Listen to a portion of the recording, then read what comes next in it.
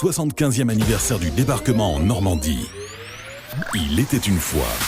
Bonjour. Dans toutes les guerres, le codage des transmissions est l'un des éléments clés pour la réussite des opérations. Alors que les Allemands se servaient de la fameuse machine Enigma, l'armée américaine a su faire preuve d'une inventivité hors du commun en utilisant le potentiel des différents dialectes indiens pour crypter ses messages.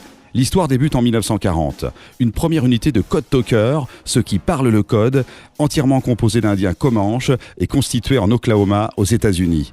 Placés sous les ordres du sous-lieutenant Hugh Foster, ces Indiens se sont préparés pendant 3 ans sur la base américaine de Fort Benning en Géorgie pour développer un système de communication incompréhensible par l'ennemi.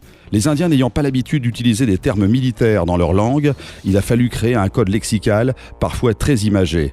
Ainsi, le char était devenu tortue, le bombardier oiseau enceinte, machine à coudre désignait une mitrailleuse et Adolf Hitler appelé l'homme blanc fou. 14 Comanches, code talker, ont débarqué le 6 juin 1944 sur les plages d'Utah Beach au sein de la 4e division d'infanterie. Ils ont transmis avec efficacité des messages codés à partir de la ligne de front jusqu'au siège de la division où d'autres Comanches transcrivaient les billets, le tout effectué avec une étonnante rapidité.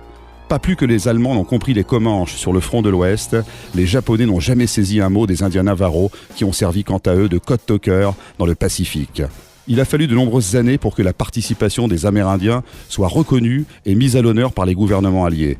L'histoire retiendra que les Comanches du débarquement ont magnifiquement assuré leur mission et ainsi pris une part active dans la victoire finale. D-Day. Tendance Ouest fête 75 ans de paix et de liberté avec le Conseil départemental de la Manche.